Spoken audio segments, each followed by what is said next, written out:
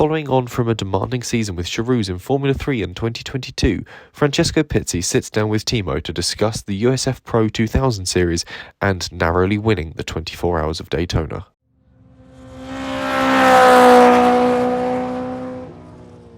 Hi, Francesco. Thank you very much for being here. Welcome to the podcast. How are you? I am fine, and you? I'm very good, thank you. So I'm going to do some quick-fire questions to kick things off with, warm ourselves up a bit, and then we'll get into the meaty bits of motorsport to chat with you. So first thing that comes to your mind for each of these, we're just going to go straight into it. Wet or dry race? Well, wait, I was overthinking it. I think it's more damp in the middle. Yeah, okay. Because you can choose the tires, so then it gets a little bit... You're best of both. Yeah. Day or night race? Night. Endurance race or a sprint race? Oh, I've done both. I won both. I would say... I don't know, the endurance is more for the all weekend. Like at the end, you leave it with your teammates, and you get closer with other people that you do in a sprint race. A sprint race is more you against everyone, kind of thing. So I would say endurance race. Endurance race. What's your favorite car you've ever driven? The Olympic Eureka. I don't know what's the name. No, but straight away you knew it though.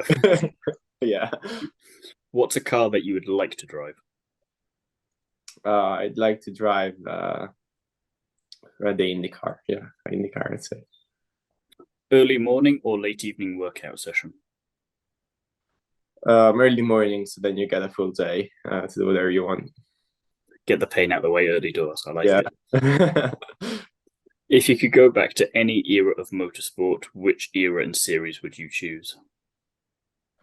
I have to say 1970s Formula One. Ooh, good choice. I like that. Who's your racing hero? Jim Clark.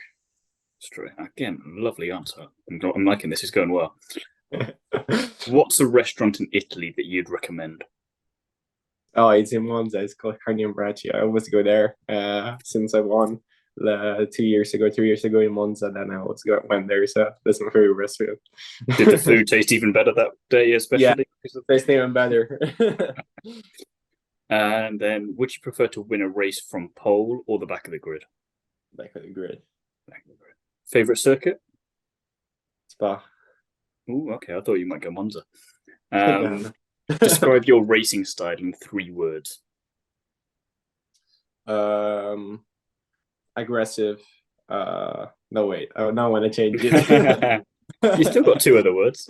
Yeah, aggressive, controlled, and diesel, because I always get better at the end of the race. I think you balanced that out there. So nice save.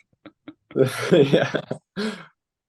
So then we'll get into the proper meaty questions now that we're all warmed up to it. And I want to go right back to the start with you. What first got you interested in motorsport? No one in my family is a racing driver. I was a racing driver, a big racing fan. It was just a case when Physical qualified on pole in 2009 Spa, I think. It was, I think every Italian had their TV on that day because it was a long time. An Italian driver hadn't been on pole. And case, I was in my grandparents' house and the TV was on, and then I stayed there like watching all the race. At the end, Raikkonen won with the Ferrari, and 1 year after, my dad asked me like, oh, I wasn't doing any sports, so my father was like, oh, what sport you want to do? And I was like, I want to be a driver, but the thing is that driver and pilot, like airline pilot, you say it the same way in Italian. So my dad was like, to be an airline pilot, you gotta study, and I was like, no, I want to be a racing driver. And I kicked off there. I love that. Any reason for the pilot thing? Was that something you wanted to do, or was that a kind of something more your dad wanted for you? No, it was because the first thing that came to his mind, because it was so far from a race car driver. I mean, yeah, no one in my family was really being interested, but yeah, I was lucky enough that my family was friends with Jimmy Bruni, who I won Daytona with as well this year. So then we kind of got into the karting world, and then later on to the Formula 4, and then onto the race car. So Broony's a nice guy and definitely one to know his way around a race circuit for sure. Yeah, I was lucky to share with him. Oh no, definitely. It's definitely not jealous at all on my end. You were karting then from 2014 to 2019 with various levels of success. How important was that time for you in terms of building a foundation for your racing career? For me, I think karting at the end, it's not really important to win all the races in karting because it's a completely different driving style, but it's important to get the experience and get everything together. That's what I say when I maybe some young drivers. I'm like, don't go around and spend all your money on karting because that's not where, if you're very lucky, 1 out of 100 may get called by Red Bull Junior or something, but still, race car is completely different. So you better save money and then start with F4 with a good amount of testing and then get probably starting because from F4 on then you can get probably sponsorships and keep on driving. Of course, in karting, I mean, you can do good results, but I've seen many drivers become world champions and not get a chance in single seaters. So do you go back to karting every now and again, or have you not done it since 2019? I've been going back a little bit, but now I'm not used to it anymore. My back is painful while it's drive. So yeah, I try to sometimes, but now especially since I live half in India, half in Rome, basically I'm kind of stuck. So yeah, but yeah, I do it. I definitely do it. I want to do it. I want to get back to race, but I gotta be race ready, which I'm not right now. Is that something that you'd maybe do with your friends then, and they think, oh, maybe because it's been so long for him now, we might stand a chance of beating him, and then you still beat them all anyway, or is it not kind of that? I think all my friends that try to get close to me, like they're like, I'm quite good compared to my friends. The speed they'd still be like 2.5 seconds off me on like 30 seconds track. So I would say I always tell them like I come, but I'm not gonna race. I'm just gonna watch you race because I don't want to ruin the competition really.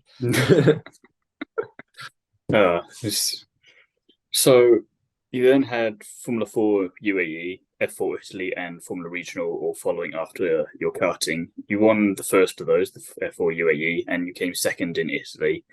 Talk us through those experiences and how you put those successful campaigns together. I mean, the F4 UAE for me was just the beginning. We wanted to do F4 Italy, but we didn't sign with any team yet because we weren't sure. So we basically started in F4 UAE. And of course, today was very good because I won my first 4 races all back to back, and that kind of set me off contact with Manamo Sport. Then we started. We did the first test together. I signed basically straight away, and then it was COVID. So basically, I did 1 test with them in Oschersleben, and then after that, we stopped for like 2-3 months. Then we came back for the start of the season, and of course, that was quite tough for everyone because it was not as much testing as you would do in a normal season and just get straight into the car. And I was lucky to be with a winning team, and straight away we were quick. Then you made for UAE for me, I kind of dominated the championship from the start. Then when I had some technical issue that set me down, but I was still able to win it and in F4 Italy. I mean, I was leading until the second round. Then I kind of, let's say, lost it in the bad rounds. You know, they say you can make the championship in the bad rounds, and luckily my bad rounds lost way too many points, and I didn't get enough on my good weekends to catch back, but I still made it to be second. And I mean, as a rookie, it was not bad. It was all rookie nearly, but yeah, it's a good start. I say you saying about the F4 UAE there, you came in and won the first 4 races, and you hadn't signed with anyone yet. How did that feel? To just come in and just be on it immediately. That felt amazing because I kind of sacrificed my last few years of karting to be able to afford to drive in F4 for a season. And yeah, so I hadn't been challenging at high places for a long time. I was like racing always as the underdog in karting for my last 2-3 years. So basically, I didn't want to race since 2017, and when I came back in 2020, you know, straight away, I was on the first session. I think I was 6/10 faster than everyone. Then I still managed to be in it and not get pole position, but still won the race then. So yeah, then for me, it was just amazing. It felt so easy to be fair. So I just I just drove, and everything came together really. So I would say at the end you gotta have fun while you drive, and that's how it worked always for me. Not really being the soldier, like doing everything fine, but at the end we're doing it for ourselves. So if you don't have fun, I think you're not driving at your best, really. So was that part of it then, the fact that you sacrificed some of the budget to just go all out with it and really give it a go, and you just thought it's everything or nothing, so whatever happens, happens, and that kind of, you didn't have pressure in a way, or was it a pressure that you just kind of thrived under? Yeah, so basically I didn't have any pressure. I didn't feel any because I wasn't, of course I hadn't won in a long time, so I don't think people expected me, and especially in the race car world, I was not one of the standout names. In karting, they knew I was quick, of course. I raced a long time for factory teams as well, but never at the top level. And then when I came into VART, I don't think many people knew me. And like after the first session, the chief engineer in the UAE of our team was Luca Baldisseri. Probably you heard the name. It's been Schumacher's engineer, and he's been managing the further academy a few years back. So of course he knows, and it's like, oh, straight away, it's like he's quick. So from there on, let's say we kind of set it off. But at the starts, I didn't expect to be that quick straight away. But I just went in and drove because we had no expectation, nothing. And I even surprised my dad because the plan was to save money to get 2 seasons in F4. And tried to win the second season. So the first one was good enough. So you're not going to complain if you do that, though, are you? Yeah. So a potentially mean question for you here. You won races both in Misano and Monza. Were those wins more satisfying because of your heritage than winning the races in F4 UAE, or the other way around, or not? I mean, I think F4 Italy at the end is the most competitive Formula 4 championship that we have in the whole world, probably. So I'd say that's more satisfying because in the UAE, they just like it's a little bit off the grounds. Like when I used to do it, it was still at the start. So there was not as many cars as now. Like right now, it's very competitive. But when I used to race, it used to be like 15 cars. So half of the group basically it is now. So they would say, oh yeah, it's just a 4 UAE. So then when I came into let's confirm myself, because it's just as well in testing, the good F4 teams will like put 10 kilos more in your car and not let you go fast. So I would never taught a testing session before.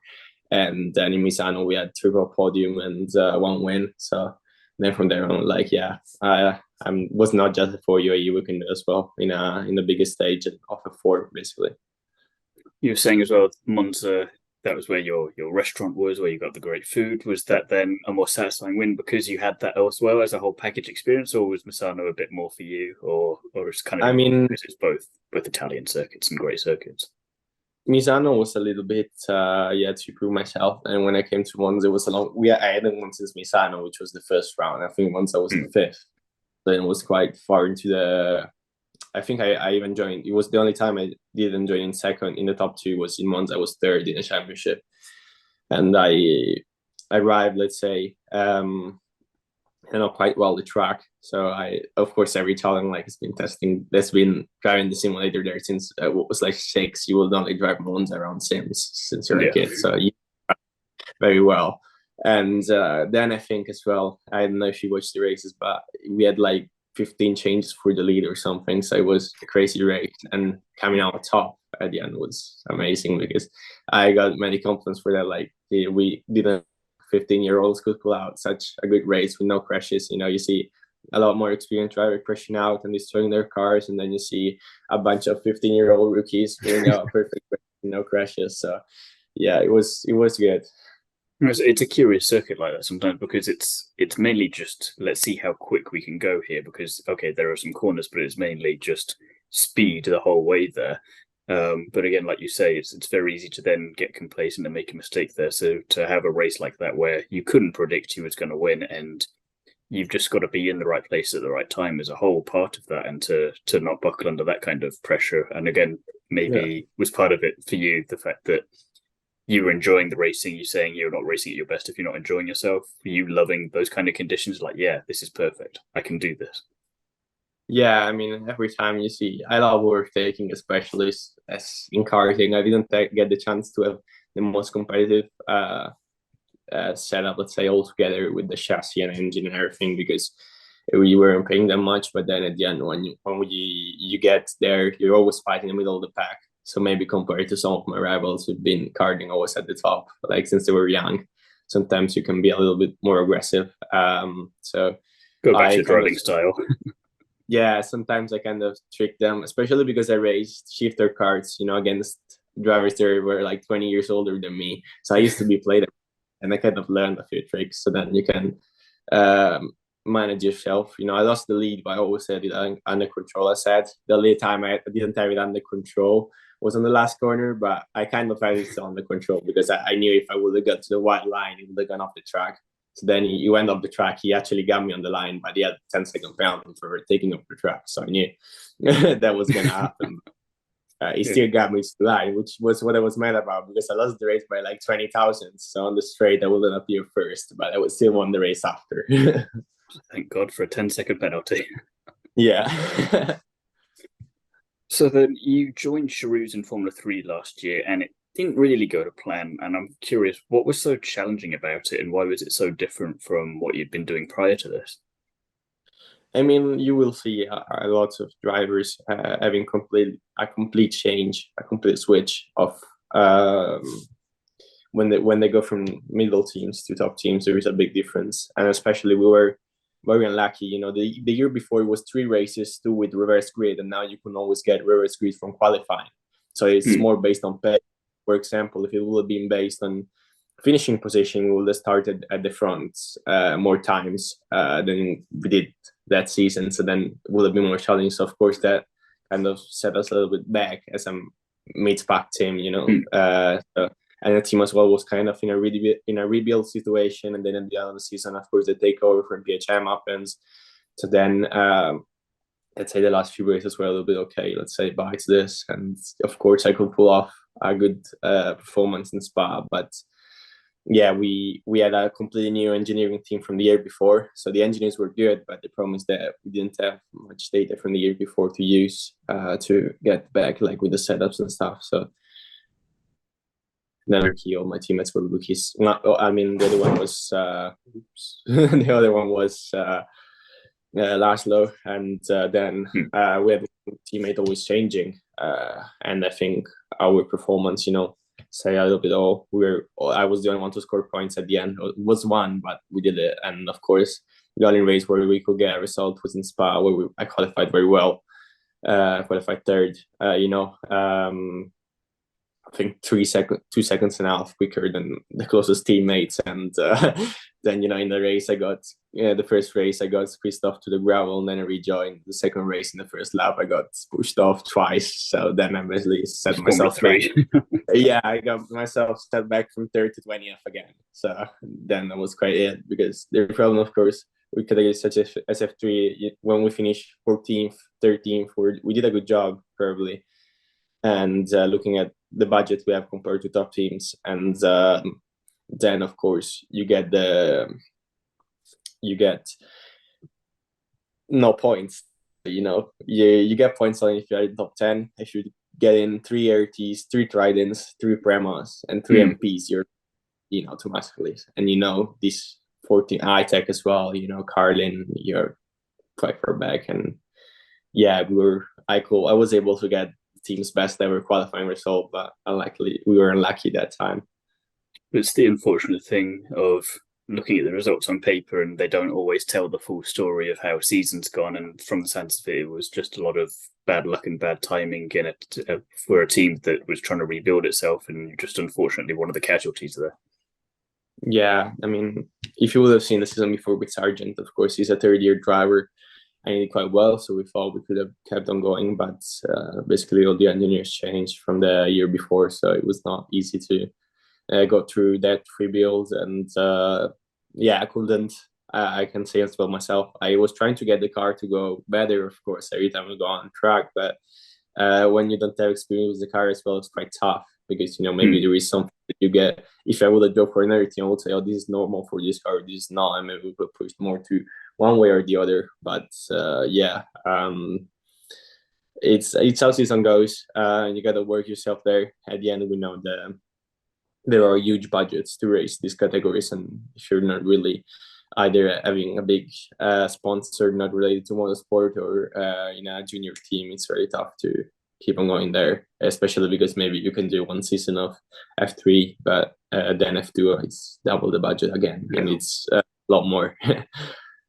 And so you're then now in USF Pro 2000 Championship this year, which is a bit of a mouthful if you're not careful like that. And you've had 2 top 5 results so far in St. Petersburg, and it seems to be going a bit better for you. Is that because of just it's a fresh thing again, like you say before, there's no pressure here as much and it's something new? Or have you been able to learn something from the F3 last year that's helped you get back to kind of winning ways as such? I had a lot of time to rebuild myself. The season ended in September. I was back with the 24-hour in Daytona this year. So then I had a lot of time to test a few things around, changing myself a little bit, build the courage. I get to race it mentally. And yeah, I mean, I was, top 5 finishes, a little bit lies about probably was the quickest car on track that weekend. Even though I was the only rookie in the top 5 for one of the races. Such a racing driver, never satisfied unless it's a win. Yeah, because I did qualify. Like we got free practice shortened, so of course you'd expect expert drivers to be more advantaged. Let's say I then driven a street circuit from like 2 years, and I only drove once, which was Monaco, and it's completely different from St. Pete, I can tell you. Straight away free practice I was 5th, like after only 20 minutes of practice, and then you have straight away 20 minutes of qualifying. So I didn't have much time, to learn the track, and I just kind of went in and did it, and I qualified 2nd, and then I did pole position for race 2. So it was not bad like for a start, but then of course I lacked as rolling starts or not. I hadn't done rolling starting karting basically, so. I set off in the starts both times, and finished still both times in the top 5. It's a long championship, so we can grab the points. And about, of course, the competitiveness, I think you can make a big difference depending on the team's data and what they have from previous years. So, of course, my team took over TJ Speed, took over Junkos last year, and of course, working with such experienced engineer such as Tim Neff, you can get results with their experience and putting it all together from the first race on, even though I wasn't not so experienced with the track, So I think that makes a big difference. The preparation, which we arrived there, makes a big difference. But it's tough this year. It's not that easy like you'd expect, because at the end we have myself, Ushijima, and Zandelli. Probably myself and Ushijima with the taking experience, and Zandelli, who has a lot more experience than myself as well in cars coming into this championship. So then of course it's not easy, and you got these guys, these American drivers who've been working on this since they were kids. So of course we just came in, and I kind of started my preparation in November, and probably they've been preparing for this for years. So I got some catch up to do to them, and of course I always try to do my best. I always try to go on track and have fun. There is a big scholarship on the grounds for the USF Pro 2000 to go between the NXT, and of course that will be the goal. But I'm trying to build up to it, and I don't want to exaggerate from the first race straight away. So I kind of brought home the points for the first one, because I knew it was going to be one of the few tracks where I wouldn't have drove before, and got everything together. I gotta say though, for all the stuff you're saying there, even with the rolling starts and you're not being used to them as much, I'm sure that'll change the more you do them over the course of the season as well. But the results you got so far are not too bad, all things considered. Yeah, I mean, the debut straight away in American Motorsport was the Rolex 24-hour, and we won it on the line. So then after that, we have 2 top 5s in St. Pete. So I presented myself well, but of course there is a big difference between top 5 finisher and winner. So we get everything together, of course. I mean, you can win a championship with an average finish of P4, but of course we want to... You'd still prefer to be a bit higher up, wouldn't you? Yeah, it's still better to be a bit higher up in case you have any mechanicals. So nice races Sebring, we're tested there, so hopefully we can all be close. So I'm going to ask you then: is IndyCar the big ambition now? Yeah, IndyCar is the ambition. I think there's not been a talent driver winning the Indy 500 for more than 100 years by now. So About time that we've changed, been, then, right? yeah, that's what we want to get the change. Hopefully we can do it. Of course, it will be great just to participate in Indy 500. I feel like I haven't won the overall in the Rolex 24-hour, but I feel like already winning such an important race on the first try, even though it was with the LMP2, is still a great achievement. And it's one of the three most important races in American motorsport. I think it's Indy 500, Daytona 500, and the Rolex 24-hour. Each most important for IndyCar, NASCAR, and endurance. So already starting off with one. It's not a bad start either. It's not bad. So I think I hope in the next few years I can get a chance at the Indy 500 at least. Get a shot to it because I would love to. I watched the Indy 500 since I was a kid. It might seem a little far from Europeans, but some of my colleagues, American colleagues, were surprised as well because I knew a lot about American motorsport. Many European drivers just come over. Been watching F1 since we were kids, and they don't know anything about IndyCar. I'm quite prepared because I love every form of motorsport. So IndyCar is incredibly enjoyable to watch as a fan. I love it. To be fair, I enjoy more watching a IndyCar race than a Formula 1 race because in the Formula 1 race everything's so set. In the IndyCar it's a bit more standard, so it's more up to a little more wild. Anyone can really win it. Yeah, they drive more to the limit, so you would see in street circuits doing more mistakes because they're probably driving to the limit like we are in a junior Formula because the cars don't have that big difference between them. So the driver has to make a big difference there, of course. And yeah, it's just fun to drive, and I love watching ovals, especially. I have never drove one yet, but I hope I get it. It's on the list. So yeah.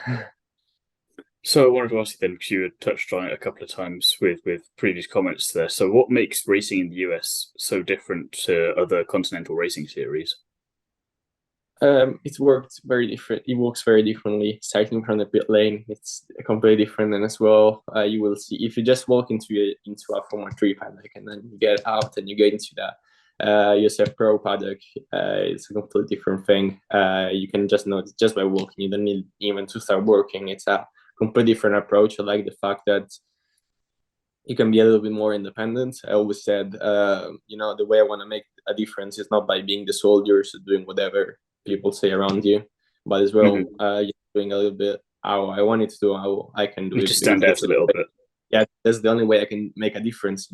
If I just do my own work, then I won't make a difference. So there was a little bit where I had to do it in Europe because you need to warm up the tires that way. You cannot overheat them. You're on a quiet lap. You have to manage your tires to push on the end, on the last sector maybe, or push more in the first sector. So meanwhile here, the tires are very consistent, so you can just go in and just drive and have fun, and that's what I've liked about it. I can just go in and drive, and that's something I want to ask about actually there, because you're saying about you to have kind of your own way of doing things. Like you obviously follow what the team says to an extent, but there's a point where you need to do your own thing and make sure that you can adapt it a bit for you. We were talking about the 24 Hours of Daytona. It wasn't an easy weekend by any stretch of the imagination.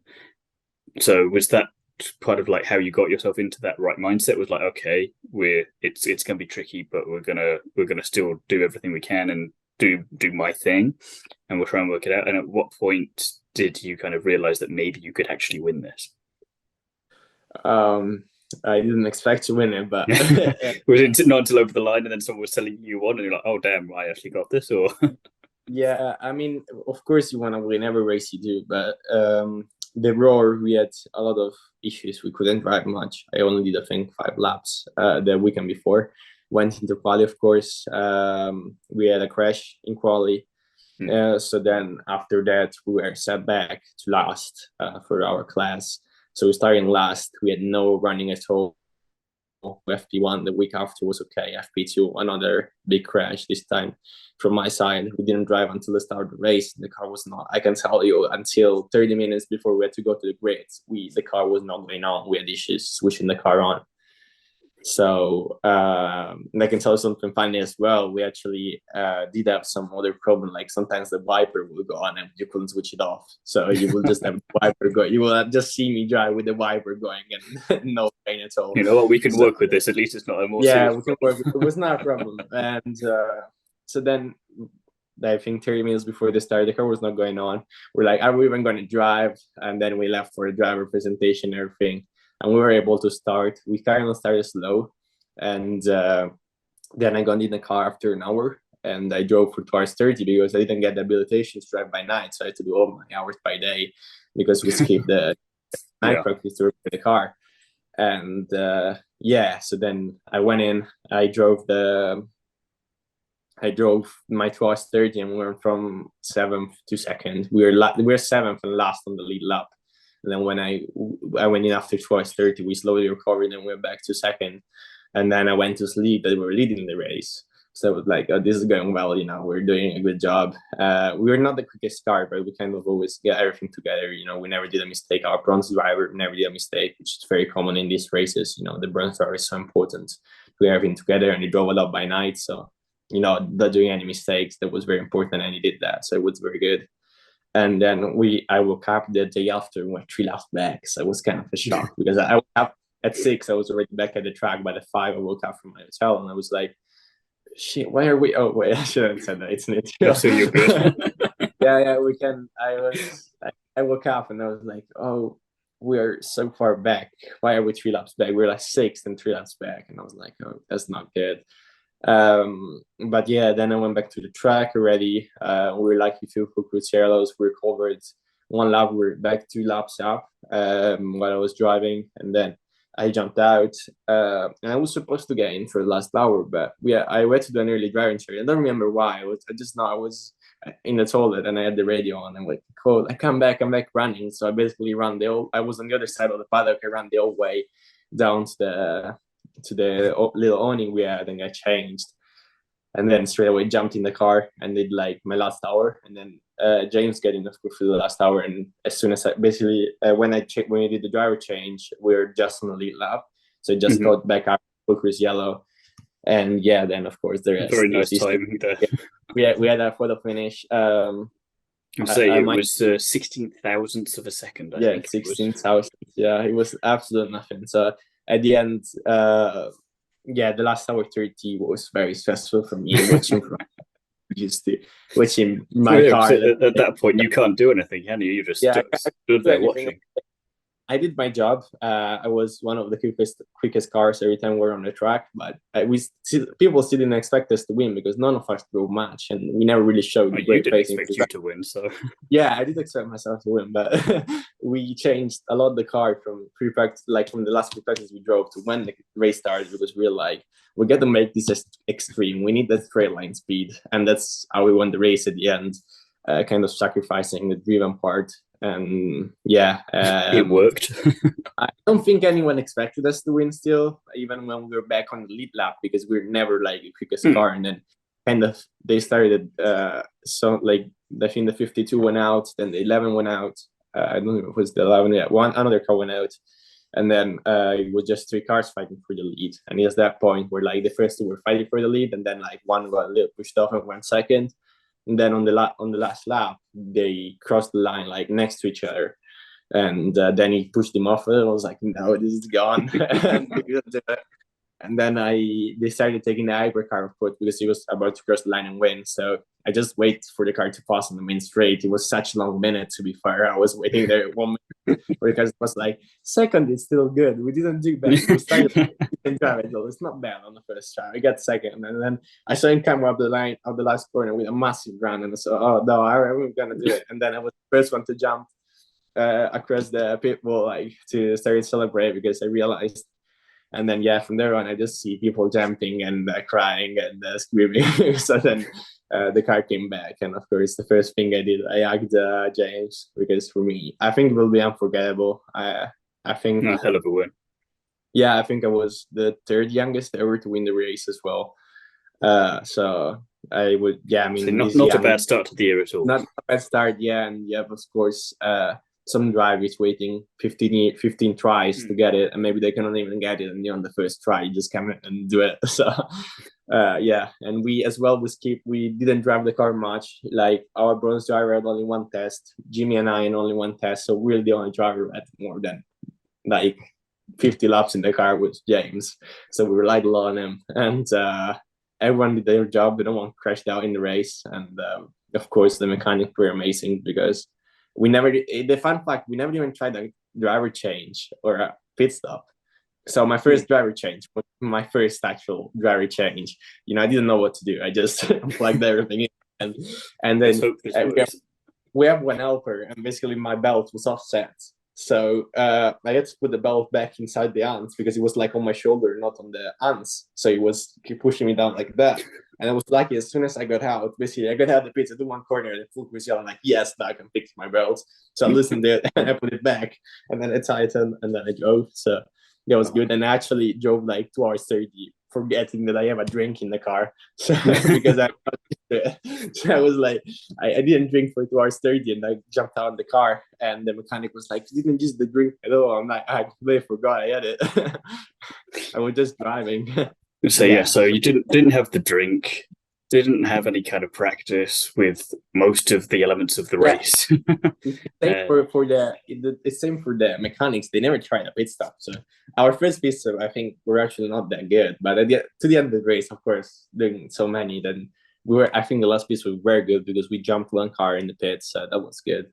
And as well, like the first time, like I'm used to have the mechanic telling me to go, and they were telling me, and they were like, clear.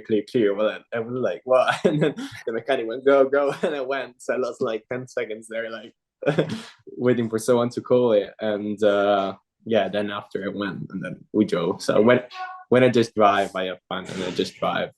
So yeah, that's quite it. I imagine with a race like that as well, where you were happy to just be in the race in a lot of ways, because you weren't even sure you were going to make it.